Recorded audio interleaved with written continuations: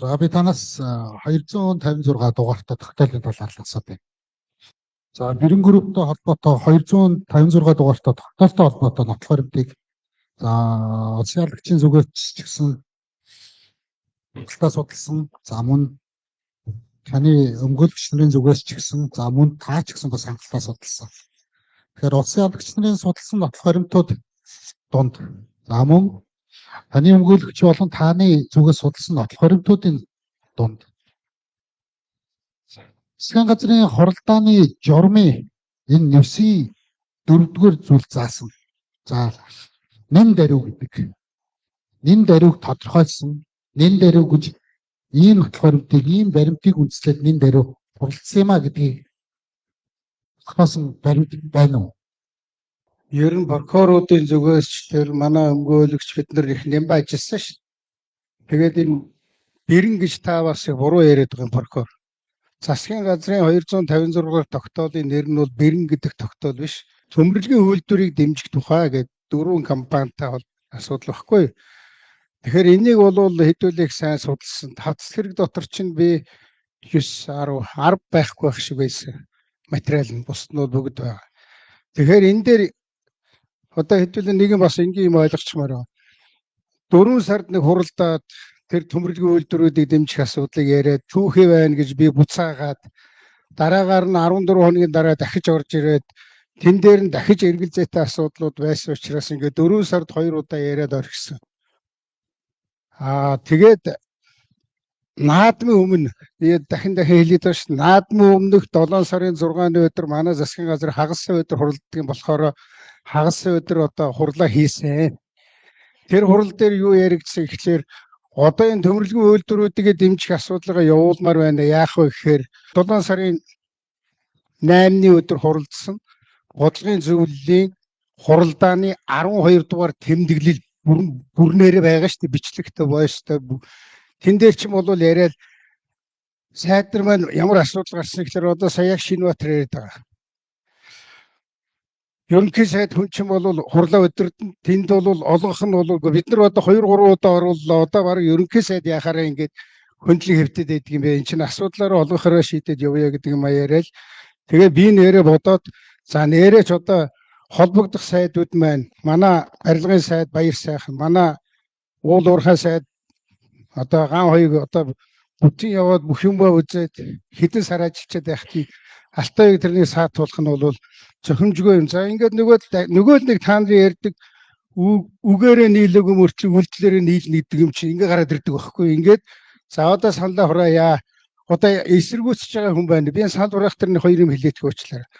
Манайх хэрн ингээс гар өргөө санал хураадаггүй. Би хэрн одоо ерөнхий сайд хийгээд тэргүй шадар сайд хийж яхад гар өргөө санал хураадаггүй. Эсрэг саналтайг л тоолдог. Хэрвээ эсрэг саналны 2-3-аас 3-аас илүү байвал би бол заавал буцаадаг. Бид нар 1000 гаруй шийдвэр гаргасан. Тэгэхээр эсрэг саналтай хүн байна уу гэсэн байхгүй гэсэн. Тийм учраас энэ бол за одоо энэ төмөрлөгийн үйлдвэрийг дэмжих асуудал бол 4 сард 2 удаа орцсон. Одоо ингээд 7 сарын 8-нд орлоо. За одоо ингээд засгийн газар руу нэг 40-50 сая доллар гэдгээр нэг оруулаад үзье гэж салбарын сайдрын тавьсны дагуу энийг бол зөвлөмж олгоод орсон. Ингээд та бүхний нэг андуураад байгаа 7 сарын 6 засгийн газар хуралдсан. Тэрнэр бол энэ төмөрлөгийн үйлдвэрийн асуудал ороогүй. Манай сайд нар тэрнэр оруулаа гэж дахиж явсан ноорг дээрээ 6 гэвчснээр нь хожим тэгээд огноо тэгээ гарцсан юм байл. Тэгээд 8-нд бодлогын зөвлөл хуралдлаа. Зөвлөмжөнд гарлаа. Ингээд 7 сарын 9-ний өдрөөр хэлцэх асуудалд ороод ингээд явсан. За одоо би таны асуултанд хариулж. Ингээд одоо бодлогын зөвлөлийн бүх шийдвэрүүд нь гараад зөвлөмжөнд гарцсан байж хахад энэнийг бол бид нар бол нэг хоногч гэсэн энэ улсын хөгжилд нэг хоногч гэсэн энэ арматурын үйлдвэр нь ч юм уу нойтон баяжуулах нэг хоногийн өмнө гэсэн ороосоо гэдэг ийм л бодолтой засгийн газар бүхэн тэгж ажилдаг. Үеийн ерөнхий сайд тэгж л ажилдаг. Тийм учраас нэгэнд бүх шийдвэрүүд нь гарцсан байхад одоо энийг засгийн газраар саатуулах шаардлагагүй юм а. Тийм учраас юу л яралтай гормоор оруулаа гарьяага ингээд гаргасан. За 4 сард бодлогын зөвлөлөөр 2 хэлцээд. Тэгтээ шийдвэр бол гараагүй. 7 сарын 8-ны бодлогын зөвлөлийн хурлаар бас орсон. За таавал шийдвэр бол гарсан гэдэг. За тэгэхээр бодлогын зөвлөлөөр ингээ 3 удаа орцсон зүйлийг ингээ шийдвэрлсэн зүйлийг засгийн газар дээр уяад явах гэдэг байдлаар нэг хэсэнд яаралтай орчиж байна гэж хариулж байна. Зөв. За. Тэгэхээр энэ засгийн газрын хуралдааны журмын энэ 9-4 өөр аягүй тодорхой залттай. Орсон суугаа хүн амын эрүүл хүн амын амь нас, эрүүл мэнд, аж амьдрал, нийтийн аюулгүй байдал, шууд аюул учруулах буюу аюул учруулах газар хөдлөлт, хүчтэй салбишуурах, төмөр засрах битвэгт болон химийн хорт бодисыг хордуулалт, террорист халдлага, хүн амын гоц халдварт өвчин гарсан. За улсын эдийн засаг санхүүгийн салбарт гарч болзошгүй хүндрэлээс урдсан сэрэг идэх арга хэмжээг нэн даруй зохион байгуулах тохиолдолд нөгөө хуралдааныхаа журмынхаа заасан байгаа яг журмаараа явах зүйлүүдийг авахгүй гэж болно гэсэн нэг залт байгаа. Тэгэхээр одоо яг энэ 9-4-ээр заасан залтууд дээр байсгай зүйлүүдэд нэг шийдвэр нь гарцсан гэдэг үгээр утгаараа хамаарч байгаа мó юу? Та газрынхаа ойроор тэр 2-5 засаад уншиж. Энэ ер нь өнөөдөр ч гэсэн Монгол улсын хувьд бол төмөрлөгийн үйлдвэрийг босгох асуудал, нэг яралтай асуудал хэвээр байна. Би даанч харамсаж байна. 13 онд гаргасан шийдвэр маань 10 жилийн дараа хэрэгжээгүй явж байгааг их харамсаж байна. Өнөөдөр ч гэсэн магадгүй энэ оюун эрдэнэ засгийн газар энэ шийдвэрийг дахин гаргаж энэ үйлдвэрийг хурдан ашиглалтанд оруулах ёстой. Энэ үйлдвэр ашиглалтанд орохгүй болохоор яадаг гэхээр Монголд бол байшингийн орон сууцны үн бол их хэмжээгээр өснө. Бид нар гаднаас төмөрөө гуйдгаар агуйна. Чанаргүй юм орж ирнэ. Хөлж мянган юм орж ирнэ. Тийм учраас таны наад 2 дугаар чи бичээд байгаа эдийн засгийн тулгымдсан асуудал гэдэг дотор бол Монгол улсад төмөрлөгийн үйлдвэрлэл гэдэг юмыг дэмжих асуудал 10 жилийн дараа ч гэсэн номер 1 асуудал байгаа гэдэгт огт эргэлзэхгүй байна. Хэрвээ өнөөдөр над шийдвэр гаргах эрх мэдэл байдаг бол би маш хурдтай гаргаа хурдхан шиг босгомоор байгаа. За нэг сүүлийн асуулт. За үндсэн хууль болон засгийн газрын хуулиараа засгийн газар за хууль дээдлэх, за нийтийн хүн амын тэгшэрх, за шударгасыг эрхэмлэгч үндсэн үүрэгтэй байгуулга. За энэ ч засгийн газрын тухай хуулийн 8-4 дээр за эдийн засгийн харилцааг аж ахуйн бүх хэвшлийн хөгжлийн сонирхолд нийцүүлэн зохицуулж шударга өрсөлдөөнийг дэмжин дангаар ноёрхлыг хязгаарлах эдийн засгийн тэнцвэрийг сайжруулах арга хэмжээг авнаа гэсэн үндсэн чиг үүрэг нь байгаа засгийн газар. Тэгэд 2013 оны 7 сарын 6-ны өдрийн огноогоор гарсан 256 дугаар тогтоол дээр 4 компанийн нэрийг шууд заагаад за 50 сая хүртэл ам долларыг за мөн за 4 компани хэсэгчсэн нэг бүсэлд олох хүртэл ам долларуудыг шууд заагаад өгсөн. Өгөө тогтоол дээр гарч байгаа энэ залтад арчилж байгаа зүйл биш үү? 4 компанид шууд давуу байдал бий болгоод байгаа. Энэ давуу байдал бий болгоод байгаа засгийн газрын тогтоол нь энэ 8-4 дээр заасан эдийн засгийн тэнцвэрийг хадгалах гэсэн агуулгатайгаа зөрчилдөд байгаа юм шиг. За энэ ийм учиртай та нар энэ 299 дугаар тогтоолыг бас их сайн үзсэн шүү дээ. Ер нь энэ шүүх хурал 34-5 хоног явхад бол бид бас нэлээд сайн нотлцоож талаасаа ярьсан гэж ойлгож байгаа. Тэгэхээр наад 299 дугаар тогтоол дээр ганцхан авто замын чинь 50 гэдэг шийдвэрийг Батболдын засгийн газар гаргасан. Тэгээд тэр буруу юм байгаагүй. Засгийн газар бүхэн цаг үедээ өөртөө зөв улсынхаа хөгжлийн төлөө зөв шийдвэр гаргаад явдаг. Яагаад гэвэл тэр түрүү харуулад байдаг нэг баахан шороо манарсан зам байдаг. Шороо манарсан зам байсан дээрөө нэг ч гэсэн зам тавьсан дээрөө гэдэг шийдэл дээр Батболдын засгийн газар очиод концессор нэг компаниар ч гэсэн бариулгаа бариулсан. Би буруу шийдвэр гэж үзэхгүй байгаа. А манай засаг дээр хүрээд ирсэн чинь ганцхан тэр замд нэг компаниг болоод тэр бусад компаниуд нь одоо таны хэлээд байгаа уншиж байгаа зөв байхгүй. Засгийн газар гэдэг чинь ар өврөөс гарсан хүүхэд гэж байдаггүй. Хувийн хөвшил, улсын хөвшил гэж аль нэгийг төрүүлдэггүй. Аль нэгний дэмжих ёстой. Тэгэхээр Одоо тэр зам чинь хувийн зам болчихсон байхгүй юу? Тэгээ тэрнээс чинь маш бусад улсын компаниуд нь явах гэхээр их өндөр тариф нэхэд ирсэн.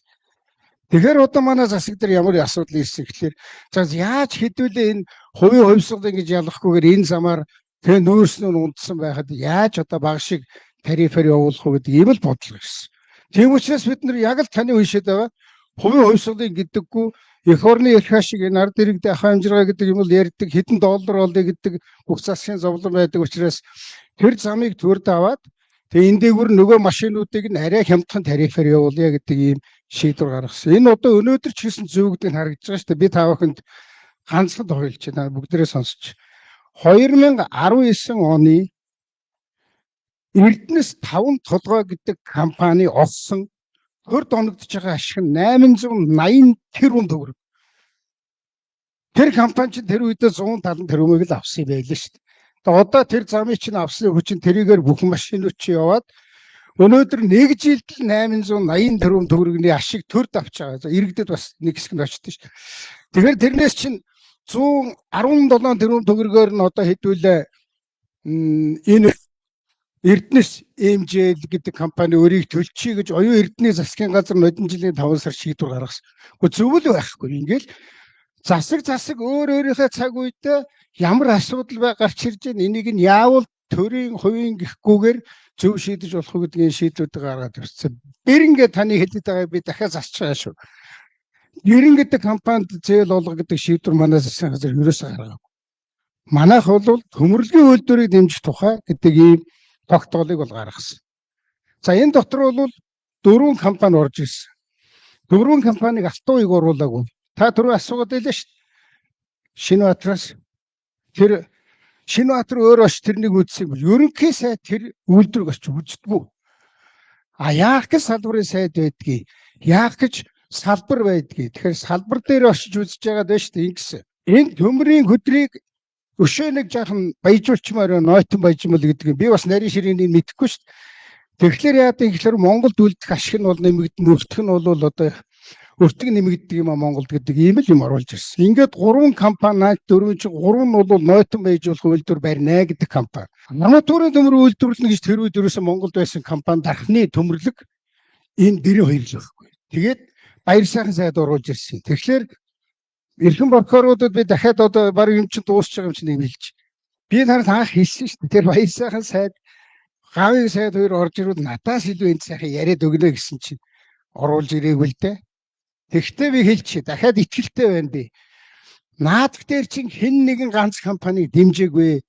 Монголд яаж арматурын төмөр үйлдвэрлэх үү гэдгийг л дэмжсэн. Монголд яаж төмрийн хөдөр маань жоохон ч гэсэн дахиад нэг жоохон баяжуулаад өшөө концентрацийг нэмэгдүүлээд гаргая гэсэн. Ийм л бодлого, засгийн газрын бодлого. Тийм ч учраас 4 компани хоёртон зээл өгч байна.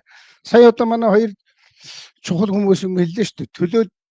Хөгжлийн банкны төлөөлөл өдөртөх зөвлөлийн дарга гүйцэх захирал хоёр хэлж шít. Засгийн газрын тогтоол гэдэг чинь заавал үйлүүл гэсэн үг биш. Манайх өөрийнхөө хуулиар явдгийг биелүүлэх гэж оролдоно. Манай хуулийн шаардлагыг хангахгүй, баагаад авахгүй, барьцааг хөрөнгө байхгүй, санхүүгийнх нь боломж байхгүй ийм компанид бол өгдөггүй маа гэдэг одоо ингээ 30 хэд хоног бүх олон хүн ярьж байгаа шүү дээ. Тийм учраас та бүхэн энэ дээр дахиж эргэж харж үзээрэй. Хэн нэгэн компани. Би ядаж тэр бэрэнгийн нэг нөхрийг таньдаг байсан бол бас нэг хардаж болох санаж. Би нөгөө компаниудын нэрийг ч бас сайн хэлж мэдэхгүй шүү дээ.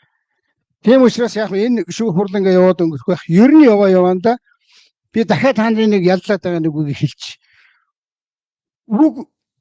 Үгээрээ нэгдсэний илүү хүмүүрч үйлдвэрээр нэгдснээс үеийн засгийн газар тэгээ бүлэг дээрэмчдийн тийм цуглуулга байж таарах гэдэг байгаа байхгүй. Та нарын наад ялж байгаа үгнээс ч үүсэх юм бол. Одоо өнөөдөр оюун эрдэнэ засгийн газар оюун эрдэнэ гэдэг сайд бол хөөрхөн орж ирэл за ямар асуудал байвал яах вэ гэдэг ингээд шийдвэрээ цохол гаргана. Маргааш одоо яах вэ гэхээр та нар олонхоор үг хэлээрээ нийлэг юм шиг байна. Тэгвэл та нар үйлдэлээрээ нийлээд энэ шийдвэр гаргасан учраас бүгдээрээ гэмтэн болно. Ийм байхгүй. Та нар маань энэ дэр нэг Монгол хүмүүс байна. Энэ юмд нэг наан цаан хандаад ухаан учраа болоод жаахан юм зүг болгоод би өөрийнхөө тухай яриаг биш үү. Энэ өнөөдөр та нар алтуугийн яриаггүй. Би 299 дээр чинь 5 засгийн газрыг дамжсан тогтоолын тухай ярьдаг шүү. Ихтер би эдмөрийн баримтаар нотлоод ингээ харуулсан байгаа шүү.